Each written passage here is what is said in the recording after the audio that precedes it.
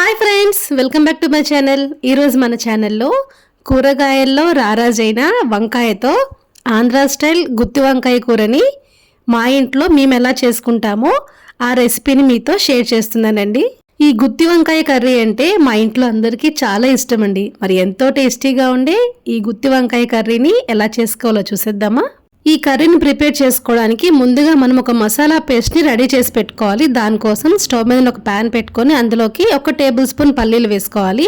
పల్లీలు కొంచెం వేడెక్కిన తర్వాత ఇందులోకి 1.5 అంగుళాల దాల్చిన చెక్క, 2 యాలకులు, 4 లవంగాలు, ఒక 2 టేబుల్ స్పూన్ల ధనియాలు, 1 టేబుల్ స్పూన్ జీలకర్ర, 1/4 టీ స్పూన్ మెంతులు వేసుకొని వీటన్నిటిని చక్కగా వేయించుకోవాలి.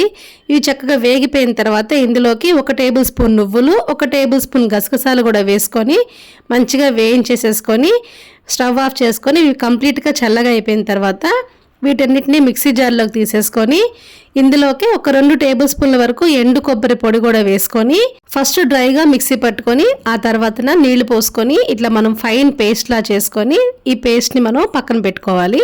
ఇప్పుడు ఒక వెడల్పాటి గిన్నె తీసుకొని అందులోకి మంచినీళ్ళు పోసుకొని 1 టేబుల్ స్పూన్ ఉప్పు, 1/4 టీ స్పూన్ పసుపు వేసుకొని శుభ్రం చేసి పెట్టుకున్న ఒక 1/2 కేజీ వంకాయలను తీసుకొని గుత్తి వంకాయల్ని ఇట్లా వీడియోలో చూపిస్తున్నట్టుగా చక్కగా వంకాయలకి ఘాట్లు పెట్టేసేసుకొని ఈ వంకాయలన్నింటినీ కూడా ఈ నీళ్ళల్లో వేసుకొని కాసేపు పక్కన పెట్టేద్దాము.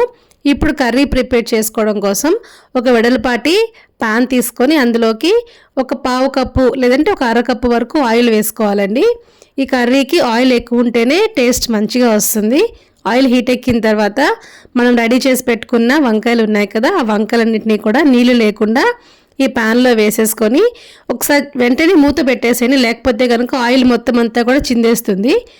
తర్వాత మూత తీసి చక్కగా ఈ వంకాయల్ని కదుపుకుంటూ అటు ఇటు తిప్పుకుంటూ మంచిగా ఫ్రై చేసుకోవాలి. వంకాయలు చక్కగా వేగిపోయిన తర్వాత వీటన్నిటినీ కూడా వేరొక గిన్నెలోకి తీసుకొని పక్కన పెట్టేసేసుకుందాము.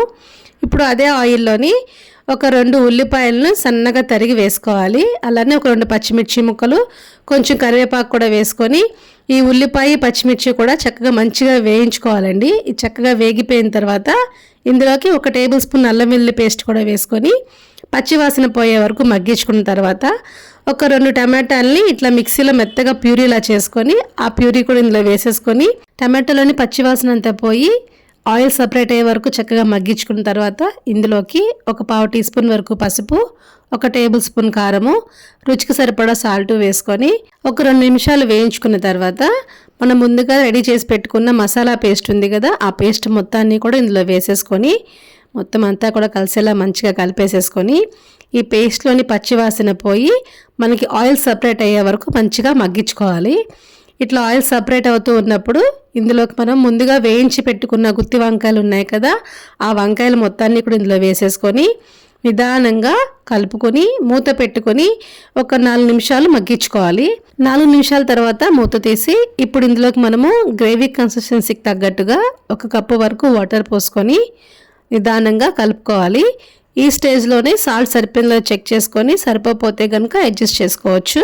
ఇప్పుడు మూత పెట్టుకొని లో ఫ్లేమ్లో ఒక 10 నిమిషాల పాటు చక్కగా ఉడికించుకోవాలి. 10 నిమిషాల తర్వాత మూత తీసి చూస్తే చక్కగా ఆయిల్ సపరేట్ అవుతూ గ్రేవీ కూడా చక్కగా చిక్కబడిపోయింది, చూసారా.